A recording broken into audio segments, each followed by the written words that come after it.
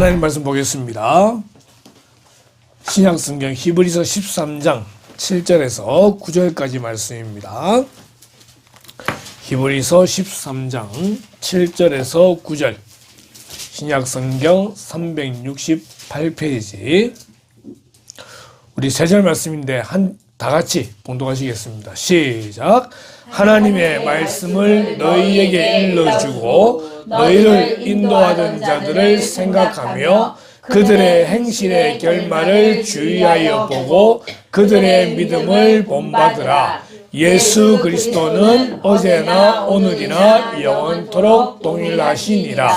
여러 가지 다른 교훈에 끌리지 말라. 마음은 은혜로서 굳게 함이 아름답고 음식으로서 할 것이 아니니 음식으로 말미암아 행한 자는 유익을 얻지 못하였느니라. 아멘.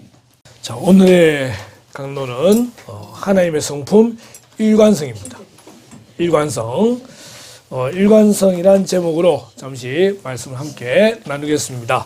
자, 일관성이 뭐냐라고 하면 이렇게 되어 있습니다. 일관성은 하나의 방법이나 태도로 처음부터 끝까지 한결같은 것을 의미합니다. 자, 하나의 방법, 하나의 태도로서 처음부터 끝까지 한결같은 그런 것을 의미합니다. 우리 지난주에 말씀에 기억하시겠지만 신실함이라는 것은요, 약속이나 말이 신뢰할 만하다. 이게 신실함입니다. 그러기에 일관성과 신실함은 다른 것이 아니고 참으로 비슷한 것이다 라고 말할 수 있는 거예요. 하나님의 성품 중에 신실함도 있고 일관성도 있게 되는데, 하나님은 한결같으시기 때문에 하나님의 약속이나 말이 신뢰할 만하다라고 말할 수 있는 거잖아요. 그죠? 그래서 하나님의 성품, 일관성. 자, 두 번째를 보십시다. 변화무쌍한 세상에서 일관된 성품은 그 가치가 더욱 빛을 발합니다. 변덕스럽지 않고 한결같은 태도는 나를 예측 가능한 사람, 곧 신뢰할 만한 사람으로 세워나가기 때문입니다. 자, 일관성은요, 하나님의 성품인데 그 성품을 우리가 가지게 될 때에 우리는 다른 사람들에게 신뢰할 만한 사람으로 인정받게 된다라고 하는 것입니다. 그것은 특별히 리더에게 요구되어지는 것이고 특별히 그리스도인들에게 요구되어지는 성품이다라는 것을 우리는 생각을 해보려고 합니다. 자, 지난번에도 한번 이야기했던 요람에서 무덤까지입니다. 태어나자마자 요람에 이렇게 있다가 걷게 되고 자라게 되고 최후의 절정기를 맞이했다가 점점 숙여지게 되는, 벌써 이제 이 시기를 경험하고 있다는 거죠. 해마다 건강검 지나면 키가 1cm씩 줄어드는 이 안타까운 현실 속에 이제 살아온 날보다 살아갈 날이 더 작아지는 그런 세력이 살아가고 있는데, 그리고 마지막에 이제 무덤까지 가게 되겠죠. 그죠? 자, 이 그림이 나타낸 건 뭐냐면요, 사람은 변한다는 겁니다. 외모가 점점점 변하게 되는 겁니다. 근데 외모만 변하는 것도 아니라 때로는 마음도 변하기도 하고 성격도 변하기도 하고 결론적으로 사람은 변한다 라고 하는 거예요. 이제 따뜻한 봄이 찾아오고 있습니다. 얼마 있자면 이제 벚꽃도 피게 될 텐데, 따뜻한 봄이 있고 그리고 뜨거운 여름이 있고 그 다음에 시원한 가을이 있고 하얀 눈이 가득한, 부산은 보기 어렵지만 그런 이제 겨울도 있습니다. 대한민국이 다른 나라와 다르게 자랑할 만한 것 중에 하나가 사계절이 있는 그런 나라다라고 말하는 것이잖아요. 변해요. 봄이 여름으로, 여름이 가을로, 가을이 겨울로.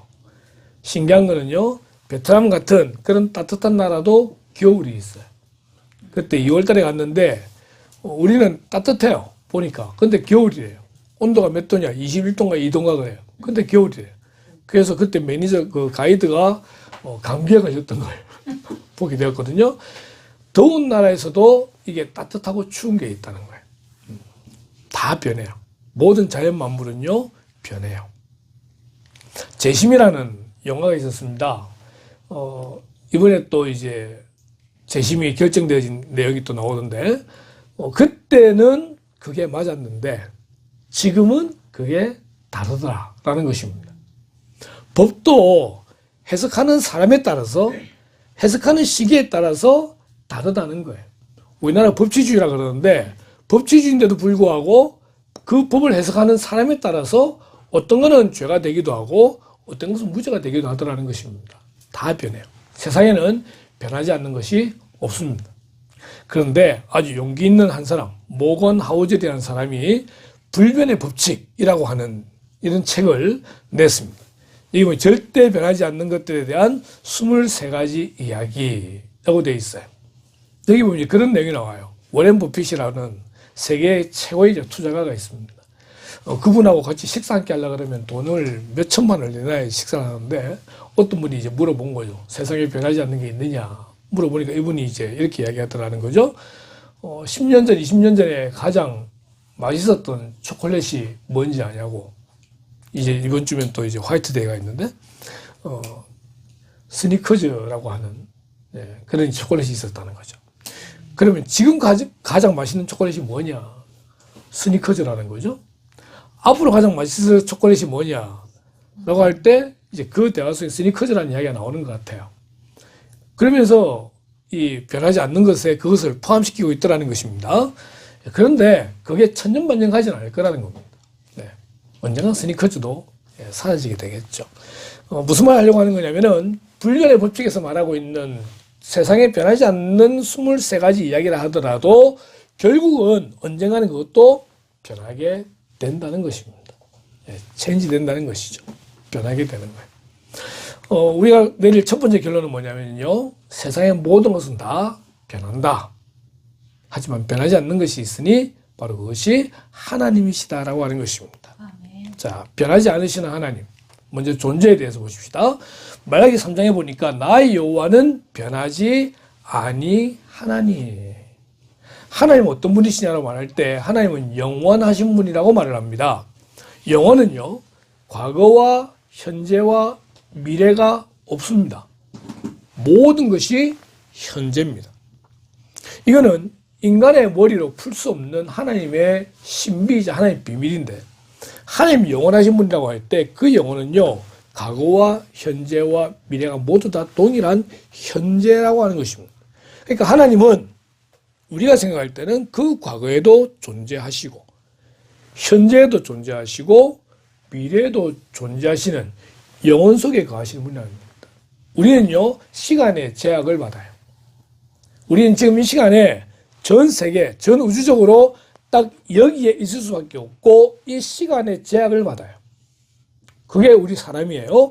공간과 시간의 제약을 받지만 하나님은 공간과 시간의 제약을 받지 않고 존재하시기 때문에 그분은 항상 변하지 않는 동일하신 분이다 라고 말을 하는 것입니다. 이 부분은 우리가 아무리 이해하려고 해도 이해할 수 없는 부분에 포함이 됩니다. 하나님은요, 영원하신 분으로서 변하지 않으시는 동일한 분이시다. 그래서 하나님께만 있는 속성이 있는데 그것이 영원성이라는 거예요. 첫 번째는 자존성이에요. 자존성, 스스로 계시다는 거예요. 여호와 이름의 뜻이 나는 스스로 있는 자다라는 뜻이거든요. 세상의 모든 것들은 지어진 원인들이 있어요. 원인들이 있어요. 그러나 하나님은 스스로 계신 분이기에 여호와라고 부릅니다. 그 자존성, 하나님께만 있는 거고요. 두 번째는 영원성이고요. 그리고 세 번째가 불변성이에요. 하나님은 영원하신 분이시기 때문에 불변하다고 하는 것입니다. 하나님은 변하지 않으시는 분이십니다. 두 번째로 하나님은 뜻과 계획이 변하지 않으시는 분입니다. 우리 히브리 6장 17절 같이 한번 읽어보겠습니다. 시작. 하나님은 약속을 기업으로 받는 자들에게 그 뜻이 변하지 아니함을 충분히 나타내시려고 그 일로 맹세로 보증하셨나니. 아멘. 자, 하나님의 약속을 기업으로 받는 자들에게 그 뜻이 변하지 않는다. 기업은 하나님의 나라를 이야기합니다. 하나님의 나라는 미래적인 개념이 있습니다. 그렇기 때문에 나중에 받게 될 그 기업, 하나님 그것을 약속하셨다는 거예요. 그런데 그 약속을 받을 때에 우리가 생각하면서 이걸 내가 진짜 받게 될 건지, 진짜 주실 건지, 준다고 했다가 안 주는 건 아닌지, 이게 이제 돈 많으신 부모님하고 자녀들 경우가 그렇잖아요. 아버지가 돌아가시면서 그 유산 내한테 줄 건지, 안 줄 건지, 뭐 이런 하여튼 막 걱정들을 하게 되는. 근데 그 이유는 뭐냐면은 부모님이라고 다 믿을 수 없다는 것입니다. 왜? 사람이라서. 근데 하나님은 결코 변하지 않는다. 뜻이 변하지 않는다라고 말씀하고 있습니다. 그래서 말씀을 준비하는 가운데에 이 뜻이 변하지 않는 것을 어떻게 설명할 수 있을까라고 할 때에 조금 부정적인 내용이긴 하지만은 이런 부분을 보려고 합니다. 사무엘상 15장에 보게 되면요. 하나님께서 당시의 왕이었던 사울 왕에게 명령을 하십니다. 그것은 아말렉을 모조리 진멸하라. 3절에 보십시오. 지금 가서 아말렉을 쳐서 그들의 모든 소유를 남기지 말고 진멸하되 남녀와 소아와 젖먹는 아이와 우양과 낙타와 나귀를 죽이라. 다 죽이라는 겁니다. 이 말씀만 보시게 되면요. 정말 하나님은 인정도 없고 사랑도 없고 무시무시한 분이시다라고 생각하게 됩니다. 그런데 왜 그렇게 하셨냐고 2절 말씀 보니까 아말렉이 이스라엘에게 행한 일, 곧 애굽에서 나올 때 길에서 대적한 일. 자, 이게 이런 거예요. 이스라엘 백성들이 애굽 땅에서 나왔습니다.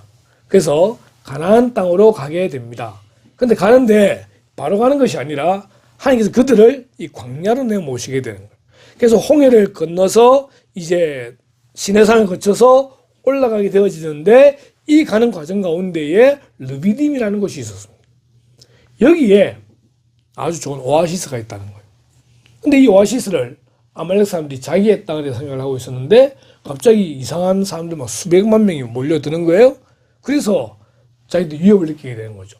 그래서 이들을 공격해 들어온 게 아말렉 족속들입니다. 숫자적으로나 또는 준비된 어떤 군사적인 면에서 볼 때 이스라엘은 상대가 안 됩니다. 그런데 모세가 조그만 언덕 위에 산 위에 올라가서 기도를 하는데 기도할 때에 역전이 되어져서 이스라엘이 이기게 되더라는 거죠. 희한하잖아요. 모세가 또 기도하는데 팔이 아파서 팔을 좀 내리니까 지게 되는 거예요. 다시 들어서 기도하면 이기고 옆에서 이제 아론과 훌이라고 하는 이 두 사람이 이제 모세를 팔을 딱 들고 있게 되는 거죠. 그 전쟁에서 승리하게 되는 겁니다. 지금도 이제 이스라엘 성지 순례가게 되면 르비딤을 들리게 되는데 그 르비딤인지 아닌지 어떻게 알아요, 그죠? 그래서 르비딤 가게 되면은 전부 다 손을 들어라 그래요. 그리고 사진을 찍어요.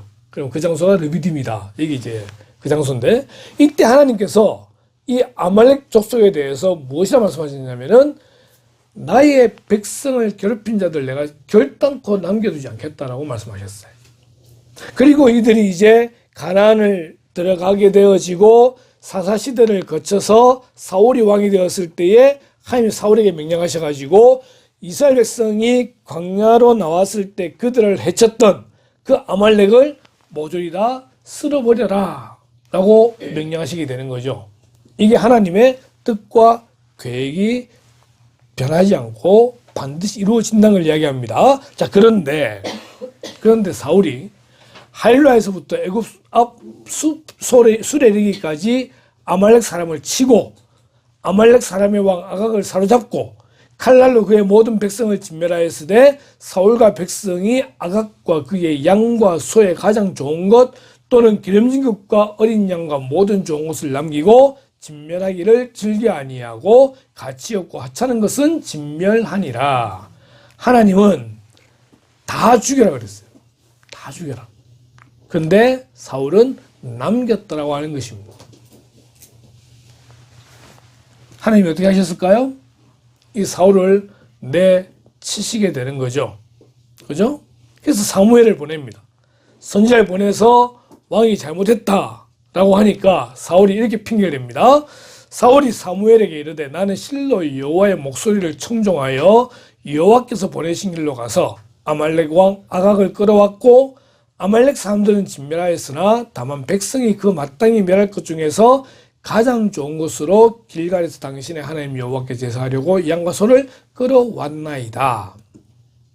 하나님은 다 죽이라, 없애라 그랬는데 지금 백성을 핑계대고 하나님을 핑계대고 하나님께 제사하려고 좋은 걸 가져왔다라고 말을 하게 되는 것입니다. 하나님은 이런 변명을 필요하지 않습니다. 변명은 하나님께 통하지가 않아요. 사무엘이 말합니다. 여호와께서 번제와 다른 제사를 그의 목소리를 청종하는 것을 좋아하심같이 좋아하시겠나이까 순종이 제사보다 낫고 듣는 것이 순양의 기름보다 나으니 이는 거역하는 것은 점치는 죄와 같고 완고한 것은 사신 우상에게 절하는 죄와 같음이라. 왕이 여호와의 말씀을 버렸으므로 여호와께서도 왕을 버려 왕이 되지 못하게 하셨나이다. 중요한 건 마지막 부분이에요. 여호와께서도 왕을 버려 왕이 되지 못하게 하셨나이다. 하나님의 뜻과 계획이 나와요. 자, 그런데 이렇게 할 때 사울이 어떻게 하겠습니까? 사무엘에게 내가 잘못했습니다라고 이야기하겠죠. 하나님께 잘못했고 내가 잘못했고 그러니까 당신이 가서 사죄의 제사를 드려달라고 요청을 하게 될 것입니다. 그때 사무엘이 하는 말이 이 말입니다.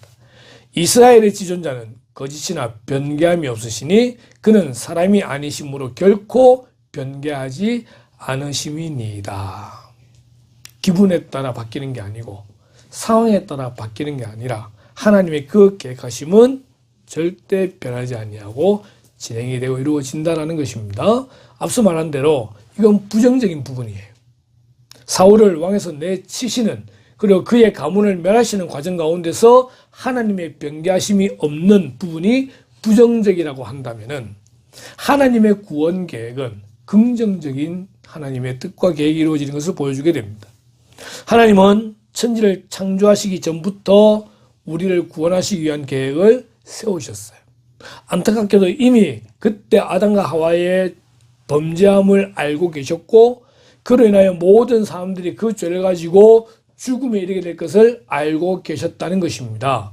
그 죽음도 그냥 단순히 죽는다라는 뜻을 넘어서서 첫 번째는 영혼의 죽음, 두 번째는 육신의 죽음, 세 번째는 영원한 죽음까지 가게 되는 그 모든 죽음으로부터 우리를 구원하시려고 하는 계획을 세우셨고 그것을 수천 년 동안 선지자들을 통해서 메시지를 보내시고 때가 되어 예수 그리스도를 보내시며 결국 십자가에 죽으심으로 우리를 구원하시는 모든 계획이 이루어지게 되시는 것이죠. 이 모든 계획 가운데 이 모든 뜻 가운데 하나님은 한 번도 변하지 아니하시고 동일하게 그 일을 이루어 주셨다라고 하는 것입니다.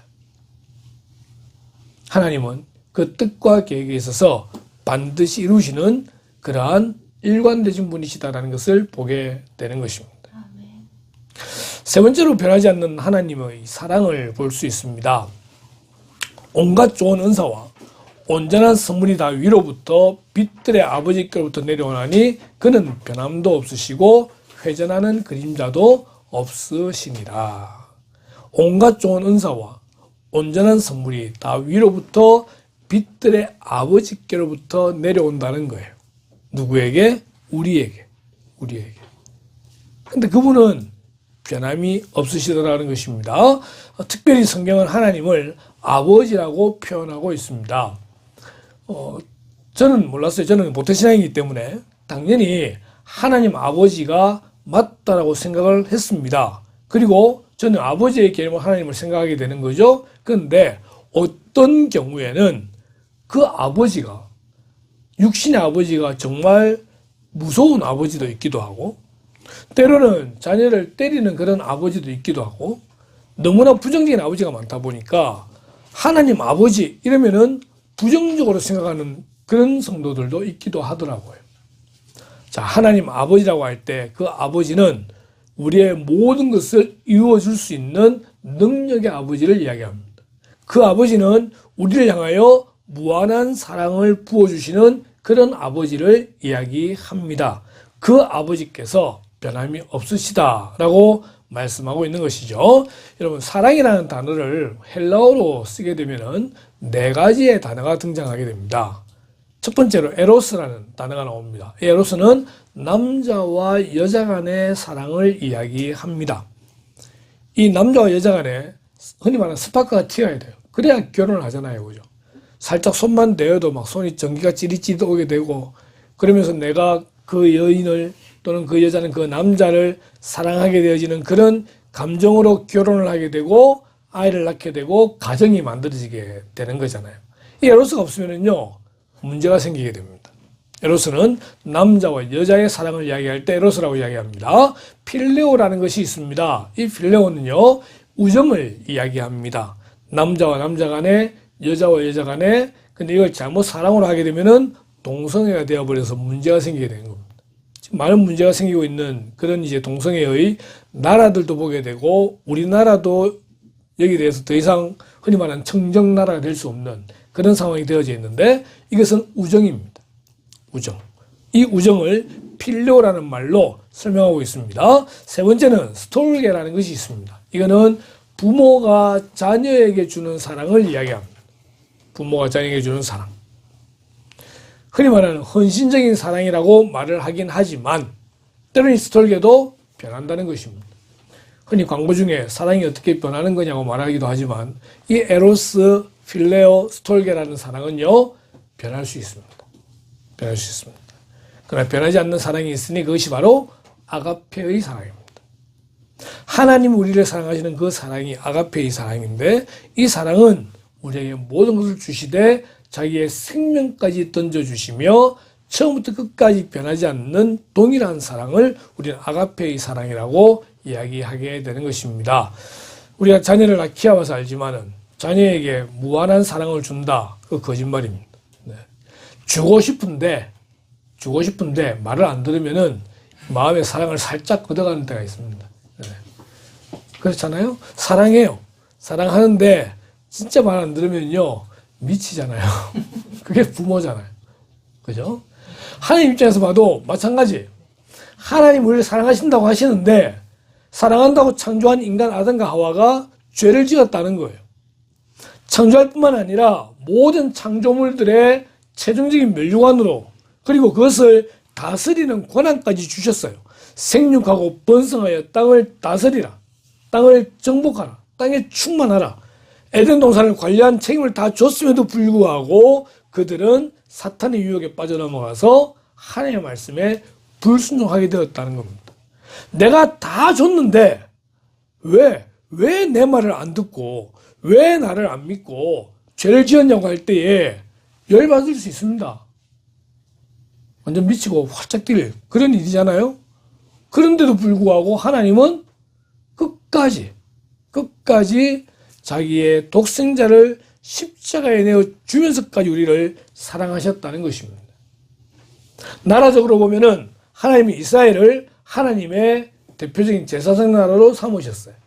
그런데 그 제사장 나라로 삼은 이스라엘이 하나님을 버렸다는 거예요. 하나님이 그렇게 싫어하는 우상 숭배를 했다는 것이에요. 하나님이 그들을 어떻게 하실까요? 어떻게 하실까요? 그들 완전히 망하게 하셔야 되잖아요. 그게 맞잖아요. 그런데 하나님이 이렇게 말씀하십니다. 오라 우리가 여호와께로 돌아가자.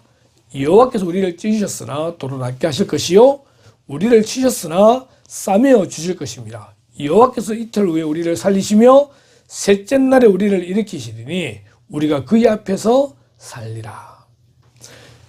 우리를 찢으셨으나, 우리를 치셨으나, 왜? 죄를 지었으니까 그 죄에 대한 당연한 대가는 지불 받아야 돼요. 그런데 그냥 그대로 찢은 채로 두지 아니하고 치신 채로 두지 아니하시고 도로 낫게 하시고 싸매어 주시는 이런 사랑을 베풀어 주는 것이 하나님의 사랑이라는 것입니다. 병 주고 약 주고가 아니라 병은 우리의 잘못 때문에 걸렸는데 그 병을 치료하시는 약을 주시는 분이 하나님이시다. 왜? 사랑으로. 그렇게 말씀하시는데도 불구하고 그 말 듣지 않고 자기 멋대로 하다가 병에 걸린 거예요. 그냥 내버려 둬도 관계없어요. 그런데 그 사랑 때문에 그냥 내버려 두지 아니하시고 결국 끝까지 우리를 붙드셔서 다시 회복하게 하시고 기업을 이걸 상속자로 만들어 주셨다는 것입니다. 여호와께서 이틀 후에 우리를 살리시며 셋째 날에 우리를 일으키신다. 예수 그리스도의 부활을 상징하는 그런 모습을 보게 되는 거잖아요. 예수님 땅에 보내심으로 우리를 회복시키시고 살리셨던 그 변하지 아니하시는 하나님의 사랑. 그 찬양 가운데 이런 찬양이 있습니다.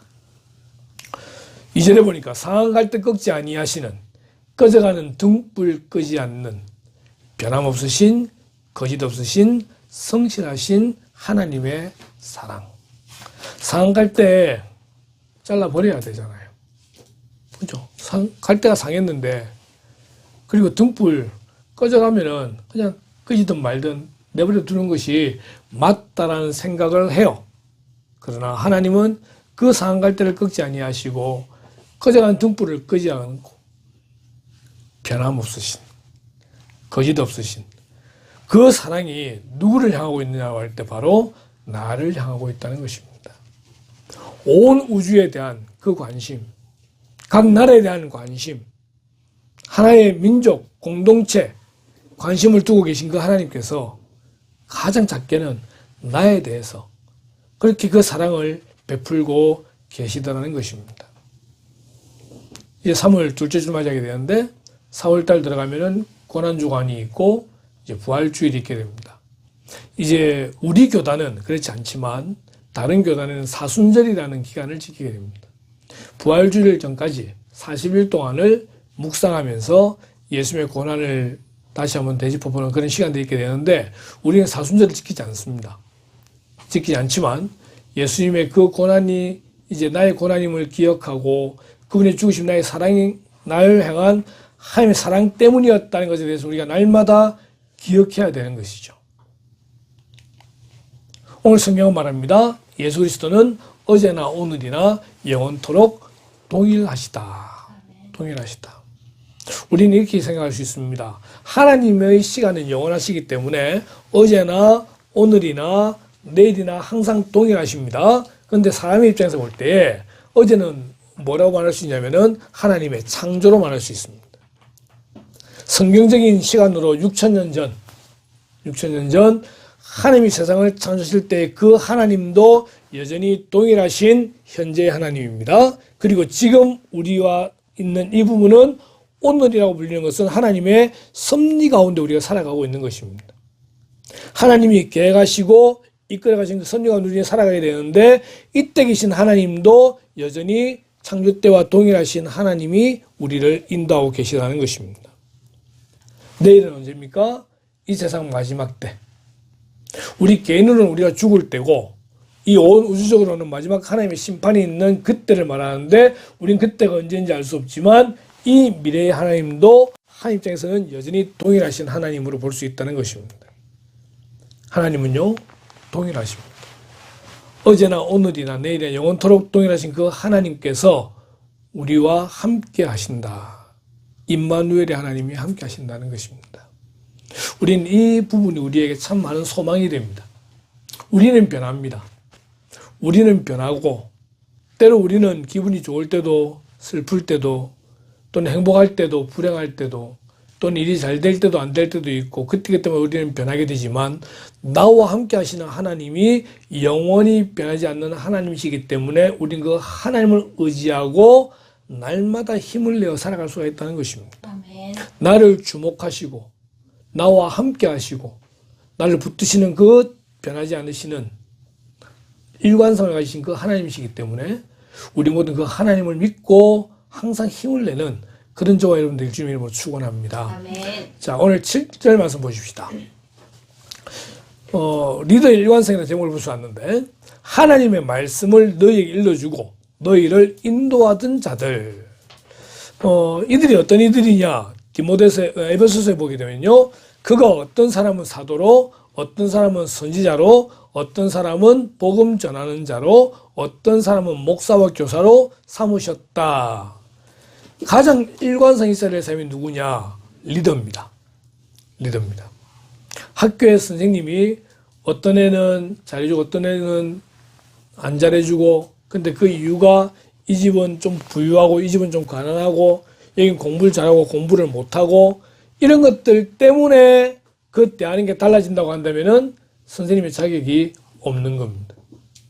선생님이라는 역할은 그 학생이 어떠하든지 관계없이 고루고루 사랑하고 함께 잘 이끌어가야 될 책임이 그 교사에게 주어져 있는 거라는 것이죠. 그게 리더예요.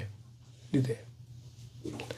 때로는 잘난, 때로는 못난 그런 사람들을 다 골고루 섞어서 같은 방향에 나갈 수 있도록 만드는 것이 리더라고 하는 것입니다. 이쪽 사람만 같이 끌고 나가고 저쪽 버려두고 그건 리더가 아니에요. 교회에서는 목사와 장로와 말씀 전하는 자들이 그러합니다. 일관되어져야 됩니다. 그 하는 말에 있어서, 그 하는 행동에 있어서 일관적이지 않으면은 그 리더는 신뢰를 잃고 맙니다. 저기서는 이 말하고 여기서는 다른 말하고 이러면 곤란하잖아요. 항상 동일할 수 있는 일관성이 리더에게 필요합니다. 우리에게는 믿음의 일관성이 필요합니다. 그들의 행실의 결말을 주의하여 보고 그들의 믿음을 본받으라. 믿음을 본받으라. 우리가 본받을 수 있는 믿음은 어떤 믿음이 있을까 찾아볼 때에 주기철 목사님이 있습니다. 나에게는 일사각오가 있을 뿐입니다. 일제시대 때 신사참배를 강요합니다. 학교마다 신사를 참배를 강요하고 동방요배, 아침 조회할 때마다 일본에 있는 동쪽을 향해 전하도록 만드는 거죠. 그 동쪽에 누가 있습니까? 천황이 있습니다.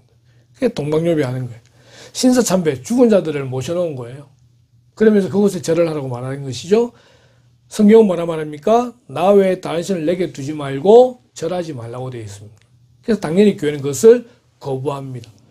교회가 거부하니까 일제는 어떻게 하죠? 그 교회 목사들을 잡아가지고 고문하고 신사참배는 죄가 아니다, 국가의식이다 라고 말하라고 하지만 그것을 거부하게 되죠. 주기철 목사님은 결국은 이 나무 판자에 못으로 찍어놨던 그 길을 걸어가면서 발에 뚫리는 그런 아픔을 겪으면서도 그분은 신사참배를 반대했습니다. 그러면 찬양을 부르죠. 저 높은 곳을 향하여 날마다 나아갑니다. 결국 해방되기 1년 전에 옥중에서 독극 주사로 인해서 돌아가시게 됩니다. 이런 신앙이 있었기 때문에 대한민국의 지금 우리는 자유롭게 신앙생활을 할 수 있다 하는 것이죠. 손양원 목사님이 있습니다. 사랑의 원자탄입니다.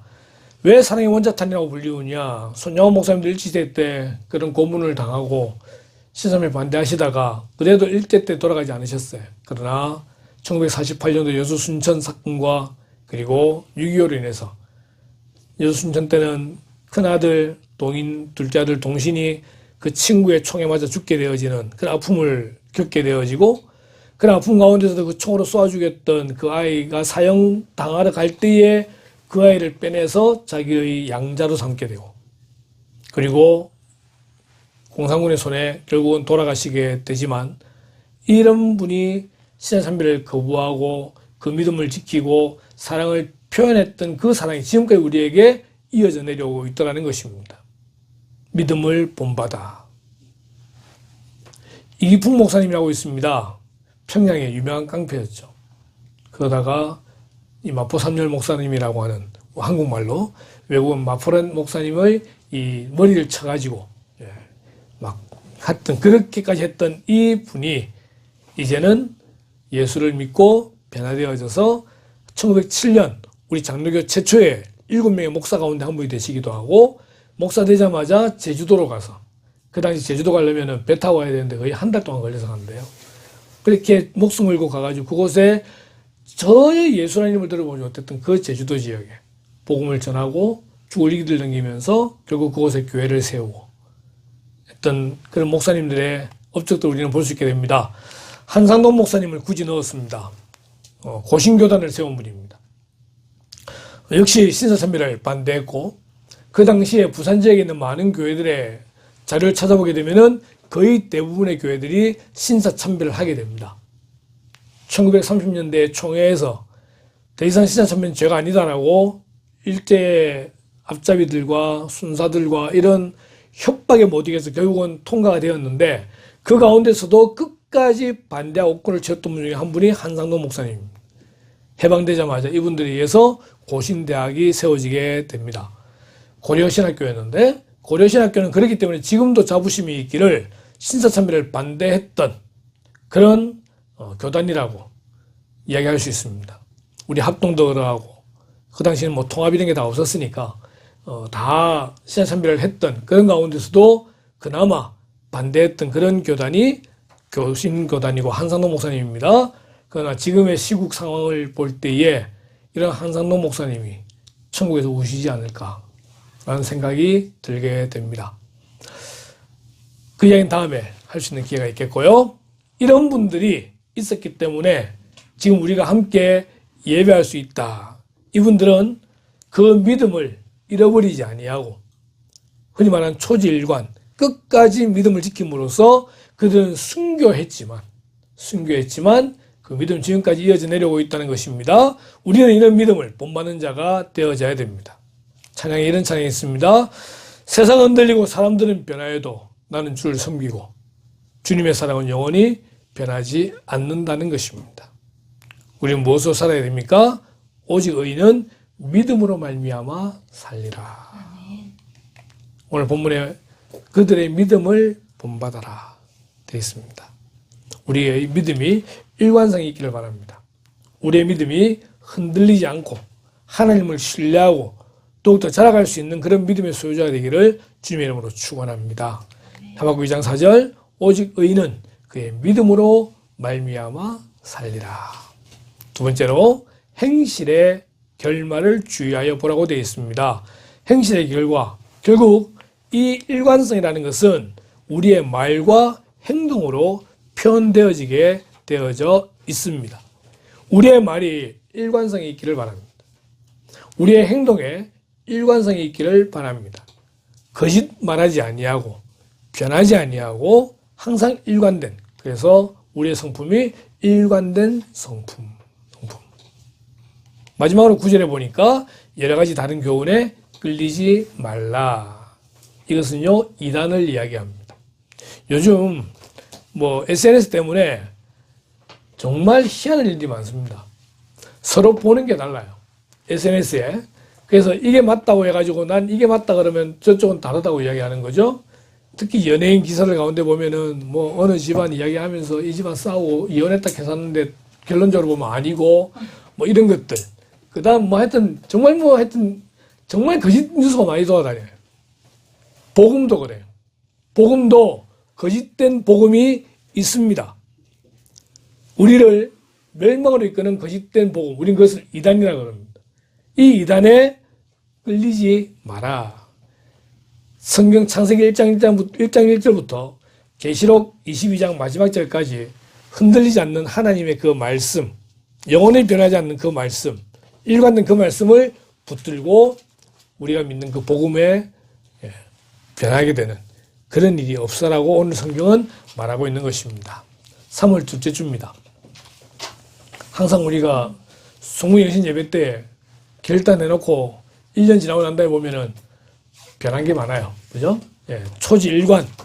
믿음으로 시작한 삶, 믿음으로 마치라 말씀하고 있습니다. 흔들리지 않고 주님과 동행하는 복된 저와 여러분 되시기를 주님의 이름으로 축원합니다. 네. 기도하겠습니다. 영원히 변하지 않는 하나님을 오늘 저희들이 다시 한번 기억합니다. 영원히 변하지 않는 것은 우리가 가질 수 없는 그러한 성품이지만 하나님의 일관성은 저희들이 닮아갈 수 있도록 인도하여 주시길 원합니다. 우리를 향한 또한 하나님의 모든 뜻과 계획들, 그 사랑들, 변하지 아니하시고 끝까지 지켜오셨던 그 하나님의 일관된 성품, 때로는 우리가 범죄하여 주님을 떠나기도 하고 주의 마음을 아프게 함에도 불구하고 여전히 우리를 사랑하시는 그런 하나님의 성품을 우리도 닮을 수 있도록 인도하여 주시길 원합니다. 하나님을 신뢰하게 하시고 또한 우리의 믿음의 선조들을 본받게 하셔서 우리도 다른 사람들에게 신뢰받을 만하며 또한 본받을 만한 그런 믿음의 사람들 될 수 있도록 인도하여 주시기를 소원합니다. 우리의 힘으로 연약합니다. 성령님 도와주시고 변하지 않도록 도와주셔서 하나님 일관된 이 성품을 가지고 이 세상에 대하여 큰 일을 감당한 자들 될 수 있도록 인도하시길 원하올 때 이 모든 말씀을 예수님의 이름으로 기도드리옵나이다. 아멘.